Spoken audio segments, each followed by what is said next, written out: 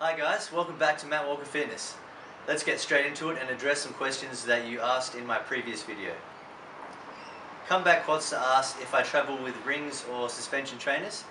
Yes, I do. I take my rings with me everywhere so I can keep up with the consistent training. Josh Bethia, apologies if I'm not pronouncing your surname correctly, is interested in the front lever and front lever training. Look, my front lever is coming along. It's not quite there yet, but I feel like I'll have it soon. I hear you. I'll try and get some content on the front lever for you soon. Comeback Quadster with another question. Mate, you are loving the questions, but there's nothing wrong with that. I'm happy to answer your questions. He or she has a concern with their shoulder, so I'm going to have to pass that one on to my physio friend John. Hey guys, John here. Matt's told me there's a few guys who are having troubles with shoulder instability or just feeling a bit loose in the shoulders, so I'm here to explain why and how you should get that all fixed. Why do gymnasts' shoulders get sore? The main reason is you're pushing your shoulders past their normal range of motion. If you're doing these exercises, how do you make sure your shoulders don't get too loose, or how do you make them stronger so you can continue to do these movements? I'll show you 3 of my favourite rehab exercises. Step 1, take your TRX. Step 2, get it to about 45 degrees with your body at the same angle. And what you want to do is get your shoulder blades set in a good posture. You take your arms out to the sides and slowly back. Another one of my favorites is a tricep push-up in your TRX. This forces your shoulders to resist an internal rotation movement, which is fantastic for strengthening the other part of your rotator cuff. So my third and most favorite exercise for shoulder instability is called the porn star, but don't let the name fool you. It's actually not that fun to do. So you take a loop of TheraBand or something similar, you wrap it around your hands, you set a good posture, and you put tension on it.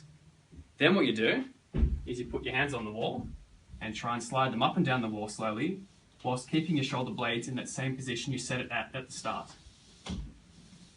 Thanks for the questions, guys. Keep them coming. Let's move into what I did in the last 6 weeks.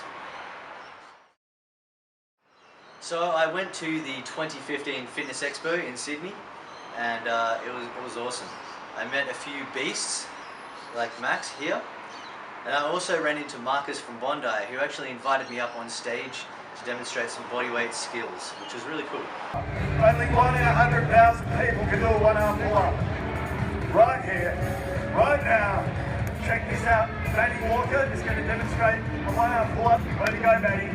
Grab the bar, squeeze the bar tight. From dead hang, explode. Nice and strong. Way to go, baby. Excellent. Now, Maddie's going to demonstrate a back lever. Great. Stretch out and hold. Very good. Way to go, Maddie. Good stuff. Big hand for Maddie. So for bodyweight training over this period, on top of my standard rings training for skin the cats, back levers, front levers, 1-arm pull-ups and other bodyweight training, I worked on L-sit press to handstand and also Pelican push-ups stage 1. Pelican push-ups are a fairly dangerous exercise and can lead to injury if not trained safely. I started slow with these to gradually prepare the tendons and strengthen the muscles.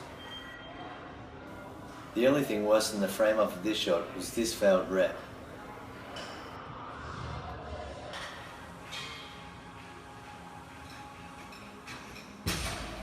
I made nice progress over 2 months and managed to get to the point where I could touch the ground with my nose. I was mucking around in this shot before realizing I could actually press from the L-sit to handstand.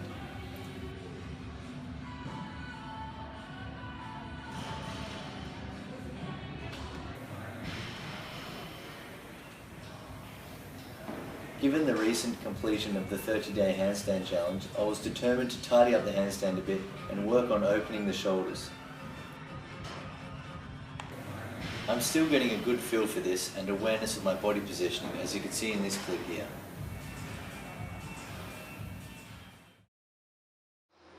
Weights training for squats and deadlift involved me focusing more on technique after dropping the weights back, and over this period one of my friends actually picked up on something I'm doing in my squats, which may be leading to some of the pain I'm experiencing in my right knee. You can almost see it from this angle. but this is much more clearly shown in this shot here, where my ankles cave inwards at the base of the squat.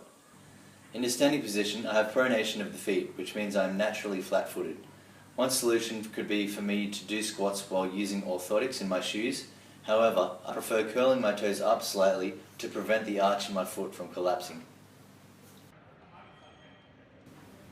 Hyperextending at the top of the deadlift is something I was originally taught as part of locking out the rep, but is not recommended and bad for the back, especially at heavier weights.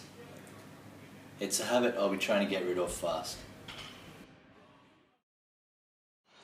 I thought this time I would include a few random shots of my training, which I don't usually do.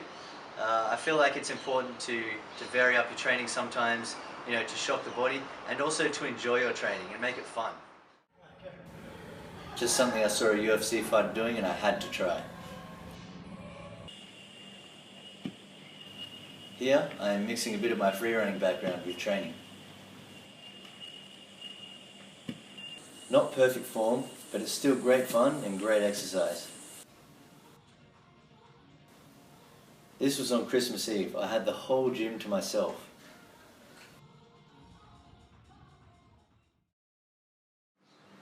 That covers the remainder of my training for 2015. Give it a thumbs up and subscribe if you like the video. Let me know if there's any other specific training you'd like to see, and I'll see you for the next video.